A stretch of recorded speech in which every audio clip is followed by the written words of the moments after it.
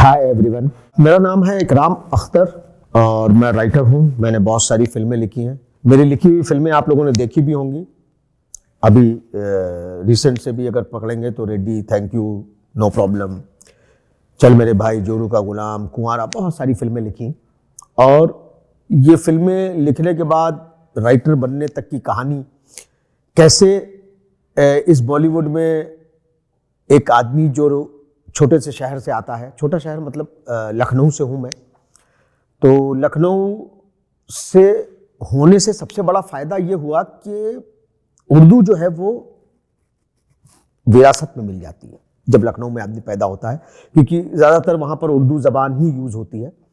तो एक अगर आप वहाँ के रिक्शे वाले को भी बोलेंगे कि भाई कोई शेर सुना दो, तो वो शेर सुना देगा आपको। तो लखनऊ के होने की वजह से एक ये बेनिफिट रहा कि ज़बान जो है वो उसके ऊपर अच्छा कमांड रहा, उर्दू पे कमांड रहा। हालांकि जब मैं आया बॉम्बे तो ऐसा नहीं था कि मुझे राइटर बनना था या बॉलीवुड जाना था, ऐसा कुछ माइंड में लेके मैं नहीं आया था। मैं आया यहाँ पर और यहाँ होटल बिजनेस में था। मैं बहुत यंग था, 17-18 साल का उस टाइम पे। लेकिन वो जो एक शेर शायरी का शौक़ था, जो लिखने का शौक़ था, तो एक दिन एक मेरा दोस्त आया, उसने बोला यार मेरा एक ऑडिशन है। मैंने बोला ये ऑडिशन क्या होता है? बोलते कुछ नहीं, वो फिल्म के लिए जब जाते हैं तो वहाँ एक एक्टिंग करके दिखाना पड़ता है, तो उसके लिए डायलॉग्स चाहिए होते हैं, तो यार कुछ डायलॉग्स आप लिख दीजिए। तो मैंने बोला यार मैंने तो कभी ये सब कुछ किया नहीं है, हाँ शेर शायरी लिखता हूँ। तो बोले अगर आप शेर शायरी लिखते हैं तो डायलॉग्स भी लिख सकते हैं। तो फिर मैंने एक सीन छोटा सा लिखा और उसको दिया लड़के को। सेकंड वो डे वो मेरे पास आया और उसने बोला कि सर ये आपने डायलॉग लिखा है तो आपको प्रोड्यूसर मिलना चाहते हैं। तो मैंने बोला प्रोड्यूसर क्यों मिलना चाहते हैं? बोले आपसे वो जानना चाहते हैं कि भाई आपने लिखा है। मैं गया तो दिलीप कुमार साहब की भाभी थी, बेगम पारा जी, जो अपने ज़माने की टॉप हीरोइन भी थी, वो उस फिल्म की प्रोड्यूसर थी। तो उन्होंने मुझे बुलाया और उन्होंने बोला कि ये आपने लिखा है? मैंने बोला जी मैंने लिखा है। बोला ये बहुत अच्छा लिखा है, आप ऐसे ही दूसरा सीन लिख सकते हैं? तो मैंने दूसरा सीन लिख के दिखाया तो उन्होंने बोला कि आप तो बहुत अच्छे राइटर हैं और आप हमारी फिल्म के डायलॉग्स लिखिए। हालांकि वो फिल्म आगे चल के बनी नहीं, बट मुझे ये समझ में आ गया कि मैं लिख सकता हूँ। और सामने से जब आपको लोग इनकरेज करते हैं यहाँ पर, जब आपको बड़े लोग बोलते हैं कि आप कर सकते हैं, तो फिर आपके अंदर कॉन्फिडेंस भी आ जाता है। वहाँ से फिर ये सिलसिला शुरू हुआ राइटिंग का। उस टाइम पे क्या 90s का दौर था, बॉलीवुड में कुछ लिमिटेड प्रोड्यूसर्स होते थे जो फिल्में बनाते थे और नया नया टीवी आया था, जी टीवी वगैरह सब नया नया आया था। तो पहले तो मैंने सीरियल्स से शुरू किया, सीरियल्स लिखने शुरू किए और सीरियल काफ़ी लिख रहा था मैं। हिना लिख रहा था, जी टीवी पे वो लिख रहा था, नए नए जो जी हॉरर शो चलते थे उसके कुछ एपिसोड्स लिखता था। लिखता क्या था मतलब आ गया था, लिखते लिखते लिखना आ रहा था और लिख रहा था। फिर एक दिन रियलाइज़ हुआ कि यार ये टीवी का काम अगर करूँगा तो लोग आलू की भाजी काटते हुए 8 बजे आऊँगा, 8:30 बजे नहीं आऊँगा, मंगलवार को आऊँगा, बुधवार को नहीं आऊँगा, तो ऐसा काम करके फ़ायदा नहीं है। काम वो करें जो हमेशा कांस्टेंट रहे, लोग आपको याद करें। फिर फिल्म का ख्याल आया कि भाई फिल्म एक ऐसी होती है जहाँ 200 रुपये खर्च करके आता है आदमी, अंधेरे कमरे में बैठता है और आपका काम देखता है और आप हमेशा के लिए जिंदा हो जाते हैं। तो फिर मैंने अनीस बज़मी साहब को असिस्ट किया, अनीस बज़मी साहब से रिक्वेस्ट की, उनका असिस्टेंट बना मैं और 5 साल में उनके साथ एज एन असिस्टेंट मैंने काम किया। एक इंडिपेंडेंट राइटर होने के बाद तब आपको ये समझ में आया कि क्या नहीं लिखना है, क्योंकि जब आप एक राइटर होते हैं तो आपको ये पता होता है कि क्या लिखा जाता है। लेकिन जब आप एक प्रोफेशनल राइटर और बॉलीवुड के राइटर और बॉलीवुड की फिल्म्स के साथ में जब आप कनेक्ट होते हैं, तब आपको ये पता चलता है कि क्या नहीं लिखना है।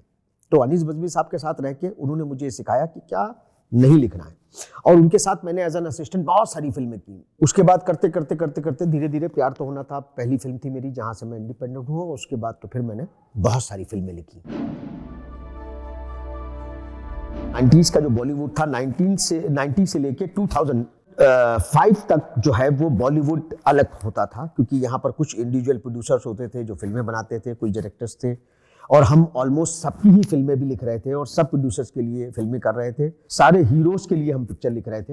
लेकिन जब 2005 के बाद जब कॉर्पोरेट हाउसेज आए, 20th सेंचुरी फॉक्स आई, यूनिवर्सल आई, बहुत सारी जब कॉर्पोरेट हाउसेज आए तो यहाँ का फिल्म मेकिंग का पैटर्न चेंज हो गया। प्रोड्यूसर्स जो थे इंडिविजुअल वो कैसे धीरे धीरे गायब हो गए और ये पूरा कॉर्पोरेट ने टेक ओवर कर लिया इसको। तो उस टाइम का बॉलीवुड आसान था क्योंकि 10-12-15 लोग होते थे जिनको आप पर्सनल 1-to-1 जानते थे। जब कॉर्पोरेट हाउस आया तो वहाँ पर बाकायदा पूरी टीम होती थी। उनका स्क्रिप्ट डिपार्टमेंट अलग होता था, उनका फाइनेंशियल डिपार्टमेंट अलग होता था। ऐसा नहीं कि आपने जाके एक आदमी को कहानी सुना दी, उसने ओके कर दिया और आपकी पिक्चर बन गई। ऐसा नहीं होता था। यहाँ पे आपको पूरी अब स्क्रिप्ट जो है वो सबमिट करनी पड़ती है। वो स्क्रिप्ट को एक कमेटी है, उनके 10-12 लोग होते हैं जो उसको रिव्यू करते हैं। उसके बाद फिर उसको पर पता चलता है कि भाई ये फिल्म बनेगी कि नहीं बनेगी। तो ये चीज़ें जो है वो डिफ़िकल्ट भी हुई और इजी भी इसलिए हो गई क्योंकि जिस हिसाब से फिर प्लेटफॉर्म आए, नए लोगों को भी जो है वो एंटरटेन करना शुरू किया उन्होंने, क्योंकि एक सिस्टम से काम होने लगा। वो सिस्टम से जब काम होता है तो एक न्यू कमर भी अपनी अगर अच्छी चीज़ है उसके पास वो देता है, उसको रिव्यू किया जाता है और अगर वो अच्छी लगती है तो उसके ऊपर फिल्म बन सकती है और बनाई जा सकती है। तो एक्टिंग का मास्टर क्लास का एक राइटर से क्या लेना देना है?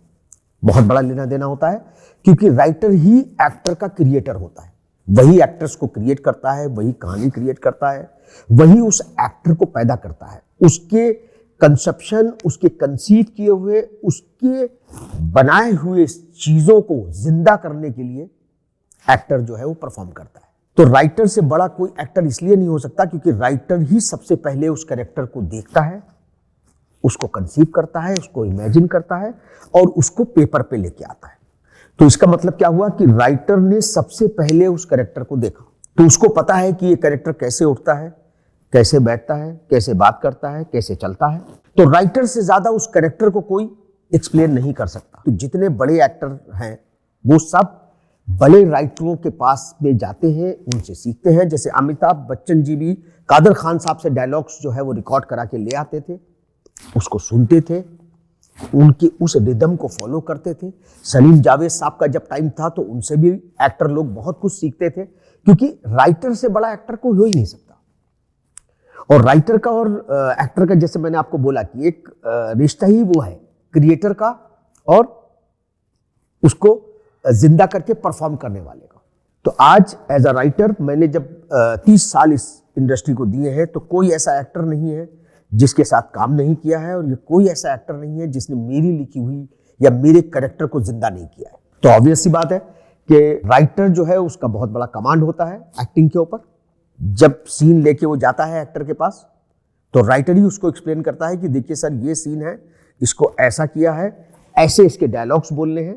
तो आज हम शुरुआत करेंगे आप लोगों को ये बताने की कि एक एक्टर को जो है वो किस तरीके से अपने आप को प्रिपेयर करना चाहिए। और एक मास्टर आपको ये बताने जा रहा है जिसने ऑलरेडी बहुत सारी फिल्में, बहुत सारे कैरेक्टर्स, बहुत सारे एक्टर्स को बनाया है, उनको खड़ा किया है, उनको जिंदा किया है।